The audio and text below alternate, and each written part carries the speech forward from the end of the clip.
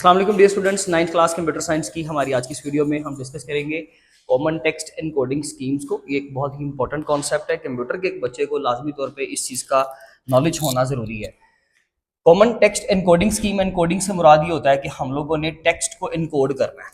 Let's say अगर कोई बच्चा लिखता है पी कंप्यूटर पे, तो कंप्यूटर उसको 80 कंसिडर करे। कोई भी कोड है वट एवर, वो जो भी है, अभी हम समझते हैं सारा कॉन्सेप्ट, लेकिन फिलहाल कि उस पी को क्या बना दिया गया 80, एनकोड कर दिया गया 80 में। ए लेटर को 97 बना दिया गया, ए को 97, एन को 110, यानी कि टेक्स्ट को कुछ कोड में कन्वर्ट किया गया जो कि कंप्यूटर की मेमोरी में बाद में हम लोग स्टोर करवा देंगे। That is called as encoding. अगर मैं एक वर्ड बोलता हूं और उस वर्ड का आप एक दूसरा मतलब बनाकर उसको दूसरा एक लफ्ज दे देते हो या कोई कोड असाइन कर देते हो नंबर में, मैं लेट से बोलता हूं जी अली, तो आप कहते हो कि सर अली का मतलब है 110, तो ये इनकोडिंग है। तो ये इनकोडिंग स्कीम जो है ना कंप्यूटर में हम इस्तेमाल करते हैं, क्योंकि कंप्यूटर हमारा इन वर्ड्स को, लेटर्स को अंडरस्टैंड नहीं करता, इसलिए सिंबल्स को अंडरस्टैंड नहीं करता, प्लस माइनस मल्टीप्लाई का साइन, डिग्री का साइन, इन चीजों को वो अंडरस्टैंड नहीं करता, तो हमें उसको नंबर्स में कन्वर्ट करना पड़ता है। ये बेसिकली सिंपल सा कॉन्सेप्ट है जिसको हम क्या कहते हैं कि ये टेक्स्ट एनकोडिंग स्कीम है। बहुत सारी स्कीम्स हैं। इससे पहले आस्की से पहले,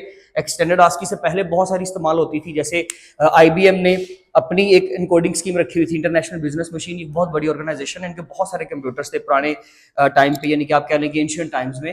तो तब ये अपनी अपनी स्कीम्स इस्तेमाल किया करते थे, बीसीडी, ईबीसीडी, आईसी, मुख्तलिफ टेक्निक्स अगर आप एक्सप्लोर करेंगे तो आपको मिलेंगी।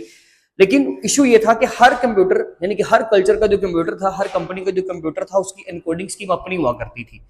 जब वो किसी दूसरी कंपनी के कंप्यूटर से कम्युनिकेट करता था, एक फाइल को भेजता था, तो ये फाइल जो इनके कंप्यूटर पे तो बिल्कुल ठीक नजर आ रही है, लेकिन उनके कंप्यूटर पे जाकर, क्योंकि उनकी इनकोडिंग स्कीम डिफरेंट थी, उनके कोड वर्ड्स डिफरेंट थे, तो वो फाइल ठीक से ओपन नहीं होती थी, वो खराब हो जाती थी, टेक्स्ट खराब हो जाता था, जिसको हम गार्बेज टेक्स्ट भी कहते हैं।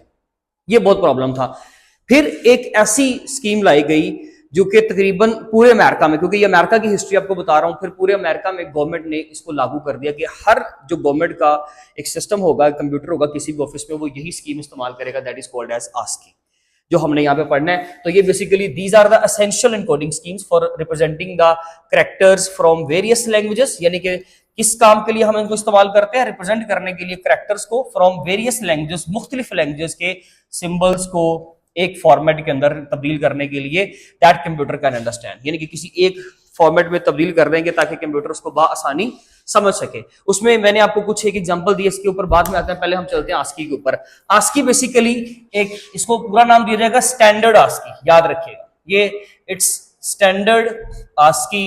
ये 7 बिट एनकोडिंग स्कीम है, यानी कि इसका जब आप एक कैरेक्टर आस्की में कन्वर्ट करोगे, आस्की कोड में, अगर लेट्स से पी कैपिटल है, आस्की कोड उसका 80 है, तो जब आप 80 को बाइनरी में कन्वर्ट करोगे तो ये 7 बिट का होना चाहिए, 7 बिट का। इससे कम हो सकता है या 7 हो सकता है, इससे ऊपर नहीं वो जा सकता। लेकिन कंप्यूटर की मेमोरी जो है वो क्या करती है, कंप्यूटर की मेमोरी एक वक्त में एक ब्लॉक के अंदर 8 बिट का डाटा, या आप जिसको 1 बाइट कहते हो, 1 बाइट का डाटा स्टोर करता है। इस पॉइंट को जरा नोट रखिएगा, मैं वापस इसी पॉइंट पे दोबारा वापस आऊंगा, ठीक है जी। तो standard ASCII 7 bit encoding scheme है।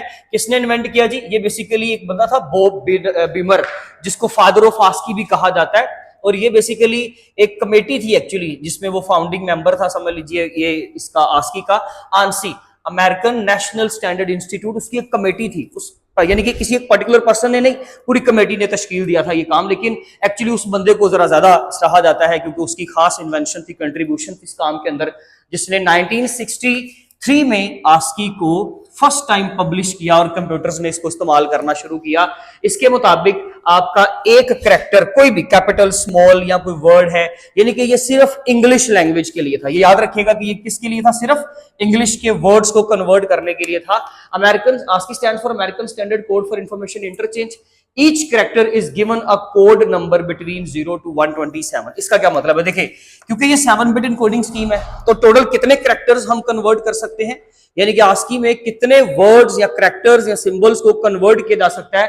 टोटल 2⁻7 कैलकुलेट करें तो 128।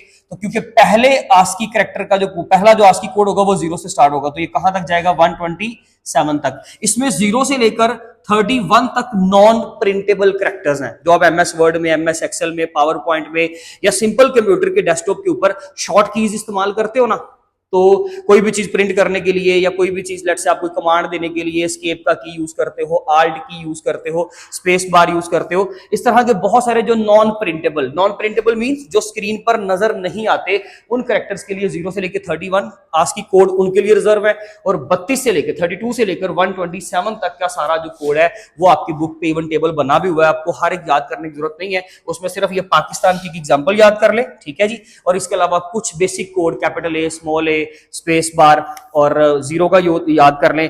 ये बेसिक कुछ कोड्स आप लोगों ने तैयार करने हैं। 0 1 2 3 की भी जरूरत क्यों पेश है ये भी समझ लीजिए, ये बड़ा इंपॉर्टेंट काम है। उस टेबल में 0 1 2 3 को क्यों कन्वर्ट करना पड़ा ASCII में, क्योंकि भाई देखें एक्चुअली 0 जब लिखा जाएगा ना, 1 2 3 लिखा जाएगा तो ये बेसिकली टेक्स्ट कंसीडर होगा।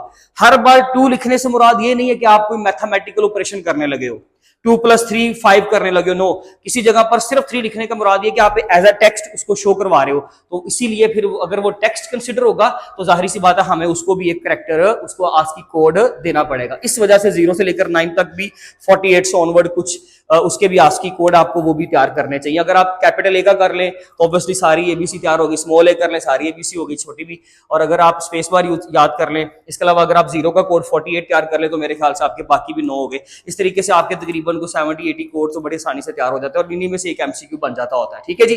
तो each character is given a code number between, इसके दरमियान एक कोड नंबर दिया जाएगा। ASCII code for P is 80, मैंने कोई एक आपने मिसाल के तौर पर लिख देना है। एक्सटेंडेड ASCII की जरूरत क्यों पेश आई, देखिए जी ये 7 बिट एनकोडिंग स्कीम है, मैंने कहा था इस पॉइंट पे वापस आऊंगा। आप जब डाटा स्टोर करते हो मेमोरी में तो एक ब्लॉक में 8 बिट्स पड़े होते हैं। देखें अगर 7 बिट आप 80 को कन्वर्ट करें, कुछ भी 7 बिट्स लेट से बनते हैं, तो फिर एक बिट हमें एक्स्ट्रा अपने पास से ऐड करना पड़ता है ऑब्वियसली, क्योंकि 8 बिट्स पूरे जाने हैं मेमोरी में, 8 बिट जाने हैं। आपका कैरेक्टर चाहे 5 बिट का है, आपको 3 अपने पास से लगाकर 8 पूरे करके ही भेजने पड़ेंगे। वो जो 1 बिट था ना वो हर बार एक्स्ट्रा जाता था।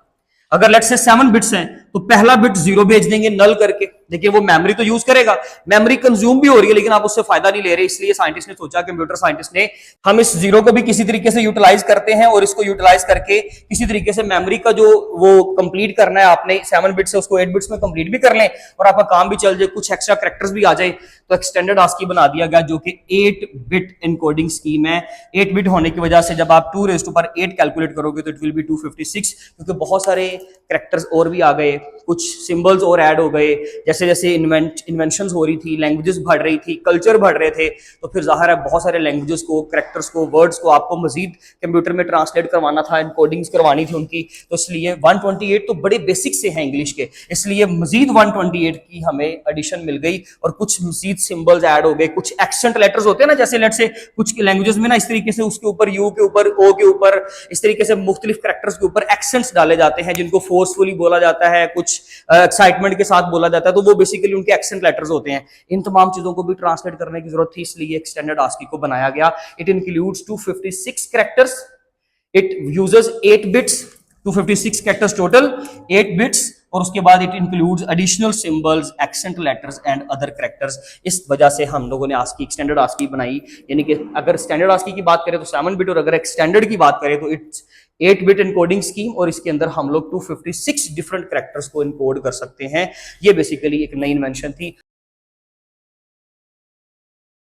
होप सो कि आपको समझ आ गई होगी। ये शॉर्ट क्वेश्चंस, आप इसका स्क्रीनशॉट ले लें, बाकी इंशाल्लाह नेक्स्ट वीडियो में यूनिकोड कवर करेंगे। तब तक अपना बहुत ज्यादा ख्याल रखिए। थैंक यू सो मच, अल्लाह हाफिज़।